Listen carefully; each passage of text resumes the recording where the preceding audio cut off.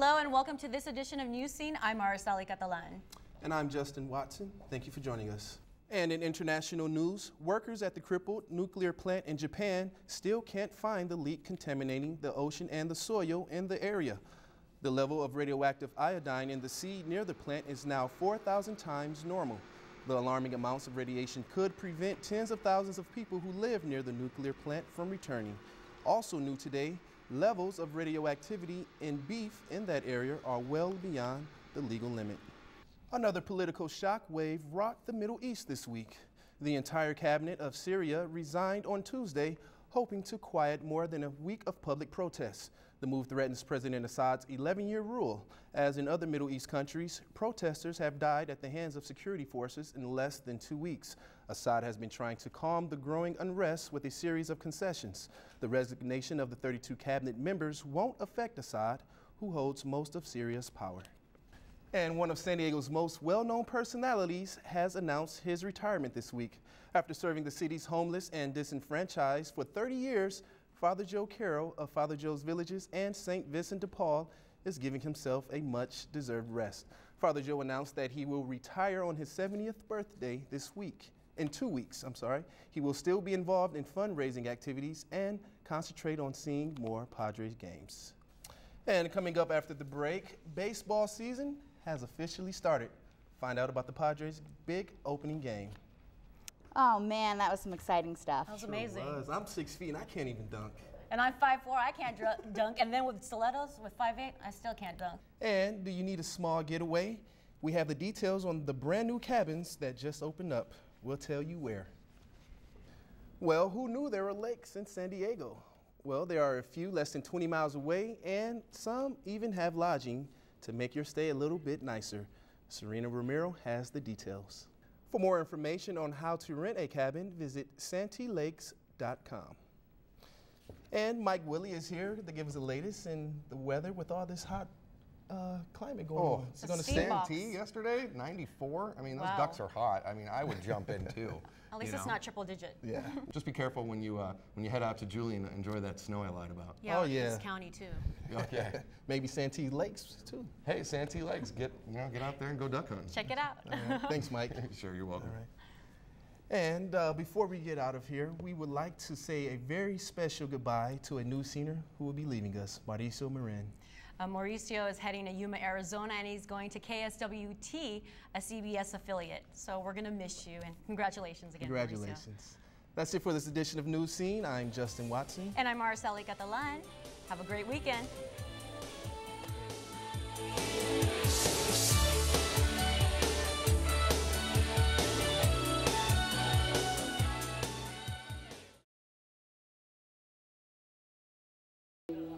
With all the prejudices and stereotypes the Muslim community deals with here at home, one organization vows to dispel this negative image and paint Islam in a positive light. My goal is to educate the students, board members, anyone here at City Campus, about what Islam is, to clear out the misconceptions.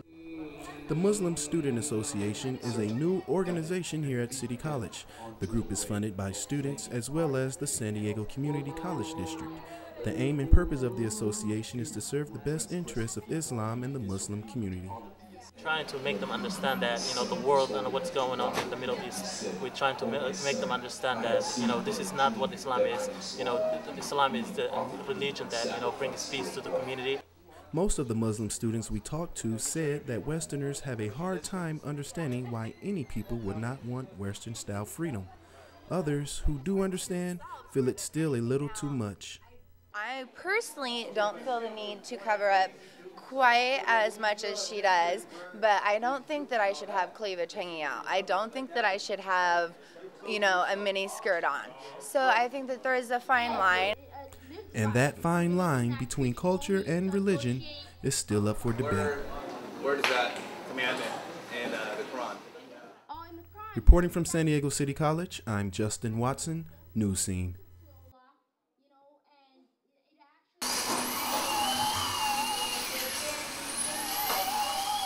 Ouch!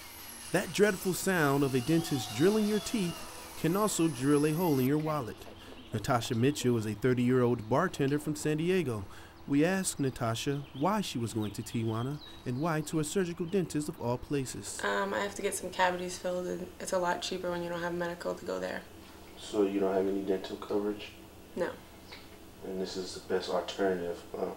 Yeah, it's closest and it's cheapest. I caught a ride with Natasha and her friend, and after about a 20-minute drive on the 805 South, we finally reached the last USA exit before entering Mexico. After finding parking near the border in San Isidro, we began the long trek from one country and into another. We took a taxi over to our destination and we asked the driver if he noticed an increase in Americans looking for cheap health care. He says that they have more work, but tourism is down when it should be up. More work means dropping off patients at their doctor's appointments and less tourists to bars and clubs. And according to this dentist, he's seen an increase in American patients at his Tijuana office since last year. Basically every day. Every day? Yes. Probably around 60-70% of my clientele is from the United States. Wow. Dental practice is booming in Tijuana, Mexico, and there's plenty of business to go around. Any reason why you don't get it over here in America? Can't afford it. I've been going down here for 5 years. I've had insurance for 4 of those 5 years, and even with insurance in the state, they wanted $500 for a root canal and a crown that I got in Mexico with my insurance under $100. A large number of Americans cross into Mexico every day, and to get back into the U.S. can sometimes take 3 to 4 hours. But for some Americans seeking affordable health care, they're willing to wait in line to save a dime. Justin Watson, News Scene.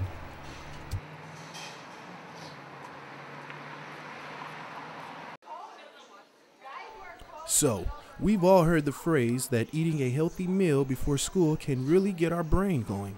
Most students choose to start the day on an empty stomach, while others simply can't afford to eat anything at all. Well, a new program on campus called the City College Food Pantry vows to help those students in need. Well, the program was developed for students who otherwise didn't have access to food. We identified a problem on the campus that there was a need for it, and then we had to go about how we were going to try and find a solution for it. And that solution? This Ziploc bag full of canned goods, healthy snacks, and beverages. The program began in the spring of 2008, and this semester proved to be one of the busiest thus far. We have a lot of homeless students on campus, and so they come in. But I also, just the other day, had an athlete come in who had a tennis match in the afternoon, and he was starving. He didn't have any money, and so I found one that I thought was fully loaded with carbs and helped him out. So it's just any student on the campus. And what do students think about the program? It's a good program. I mean, once a week, a little snack can help out. Everybody's not able, and the money is not valid to take care of everything. So this come into great use.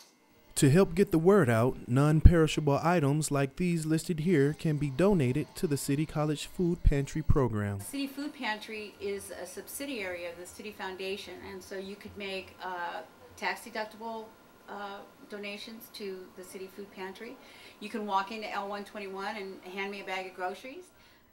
I'm Justin Watson, News Scene.